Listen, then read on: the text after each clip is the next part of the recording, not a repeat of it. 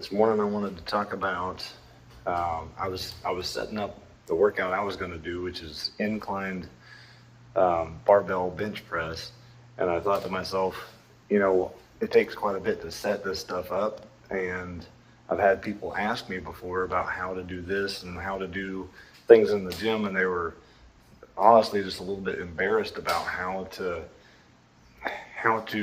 go in without knowing something and not wanting to look like you don't know something.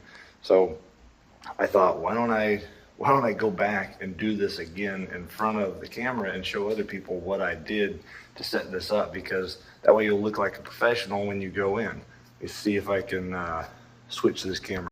Okay, so here's just a regular rack. It's got a bench that's adjustable, which any gym you're going to go to, or even at your own personal house, if you have any of this particular stuff where you can have some of these bars that stick out for support, and then adjustable height areas over here so that it'll hold the bar for you. And I'm going to show you how to set this up.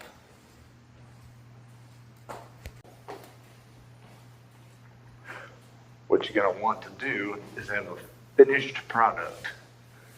Once you pick an angle that you're wanting to be at on the bench, I picked this because it's going to activate. You can set up even more or even less. There is no right or wrong. It's just what your angle is going to be. Then you have to adjust everything with the knowledge of when it gets too heavy, you're going to have a height here that you can still get the bar back to when you have to re-rack it, take it back off. And when you're performing the exercise, you need to make sure that you have the bench far enough forward that when you're doing this, it's not hitting on this.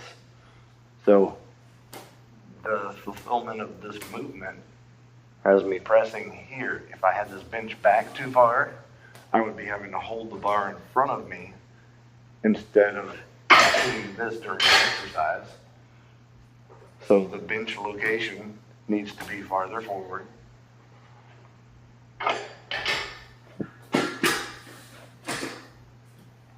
So that this is just reaching back to where it's a little too far. But again, if I had it too far up here, when I put real weight on that, I won't be able to take it back off. It's too far out of my reach. And yes, with the bar right here, I could stretch and do it. But if I actually had weight on that, that would be too hard. It would be dangerous, and I could lift it and screw up down here. You don't want to do that. Make sure that in your setup, you get everything feeling right before you ever put weight on there. I'll have control over it if I put it to where I adjust this bench and it's just about level with my face here. That way, when I'm actually pressing, it's in front, and I'm bringing it down to the top of my chest and back up. And then when I need to re-rack it, I can go right back.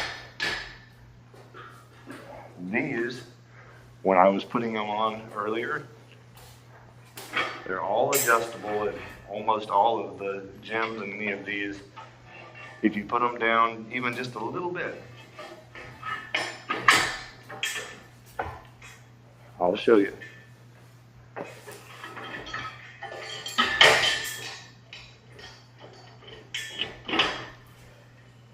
You have them down here, you might feel like, oh, well, I want them out of my way.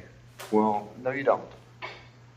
If you get under too much weight and you're trying to really rack out those last couple of reps and it's stuck on you, if you have to get out from under it and you can't get it back up here, what good are those going to do you down there? There's nothing. You would be stuck with having to roll this down and either tilt it off and slide it like this. You would have nothing to rest them on. There's no way of turning this loose. You just have to let it go down your body. This is not a good place to be. You set everything up beforehand. So again, you want them to be for practice. You would do this, but do your exercise and say, okay, I don't want it to be hitting when I get to the bottom of my exercise. But when I push the end of this movement, I do want to be able to set them down. So you have to raise them to that point.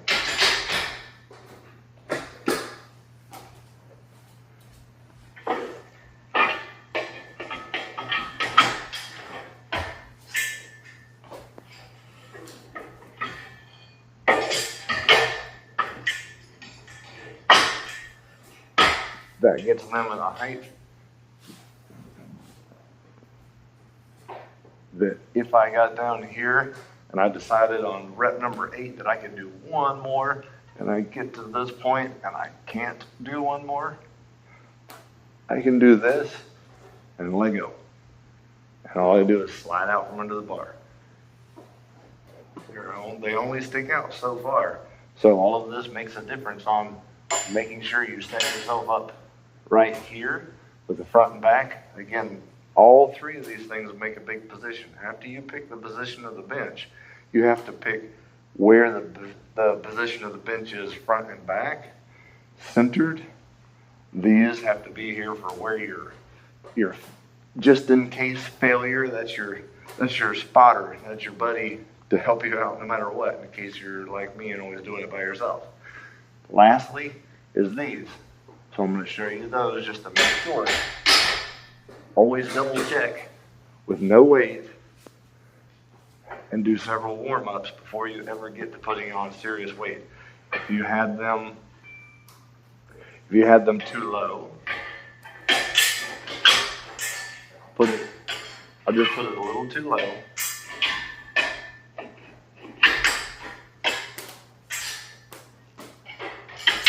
I'll show you what would happen if you had them too low.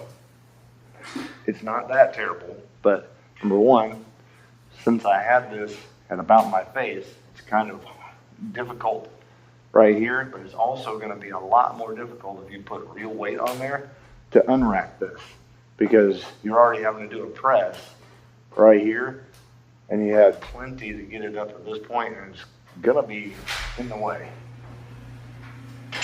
Okay, now I showed what it would be like if it was too low. My kids came out this morning and was greeting me, so it interrupted the video. But if it was too low, it'd be too hard to re-rack it back there. If they're too high, you won't be able to reach it. That's one of those things that, here, I'll put it a little too high.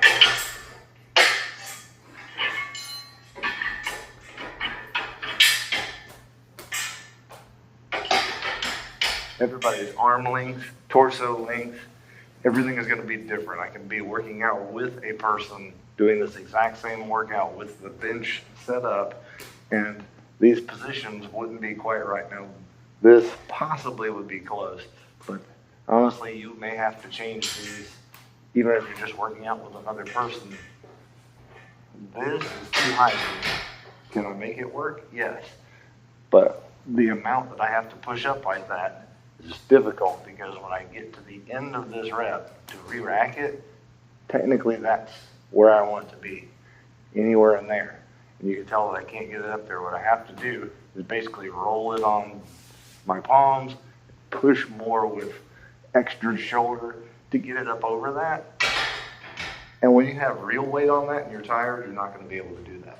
So yes, that is possible, but these are things you plan for when you get started. So you need to take these back down so that when your final lockout, you'll be able to rack that, which is why I have them right here.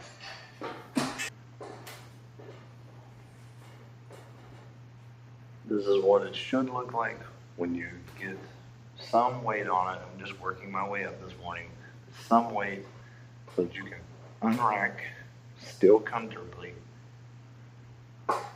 Still bring it down, and having those just in case you need it.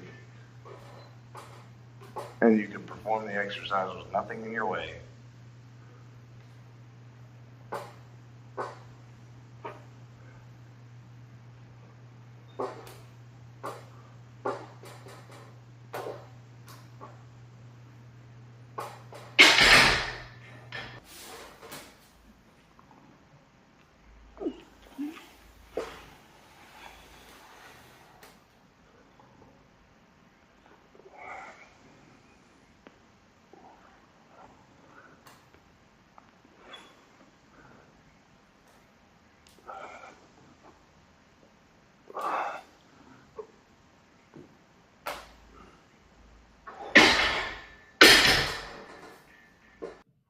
just trying to check and see what the audio quality is right now before I get started on this exercise. I am not using the Bluetooth right now. I'm just talking and having the camera pick up.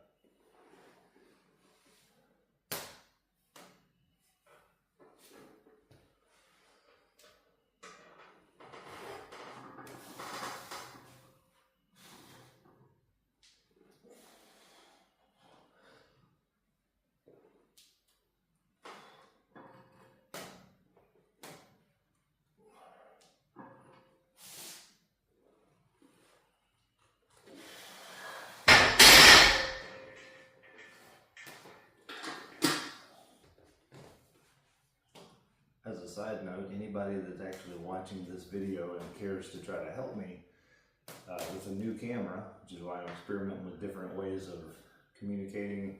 I'm not using the Bluetooth headset right now. I think that it sounds pretty good through that particular new phone. And right now I'm recording on Pro Video, and the next one I'm going to do it on regular video. I don't know if there's any benefits or drawbacks, and it's hard to figure that out after it gets posted to YouTube and Rumble. So if you would be so kind as to actually comment and say if you did or didn't see a particular benefit out of the Pro Video or out of the Bluetooth, I would appreciate that. It honestly helps with any kind of feedback. So I'm recording this one again. This one, when you see the 135 and the 185, when you see me doing the 185, the first time is with no Bluetooth, and I'm using the Pro Video mode.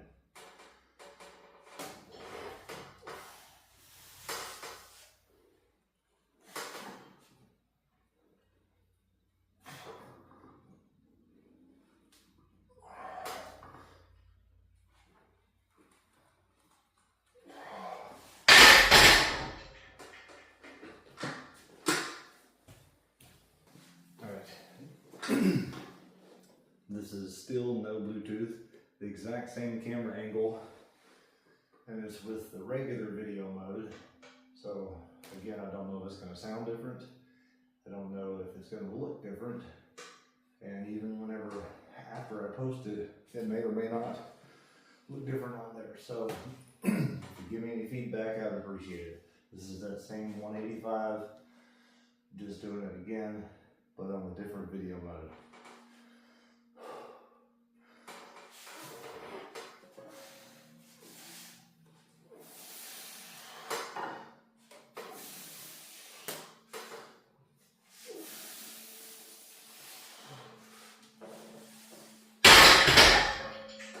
Good making it 1-3 this time.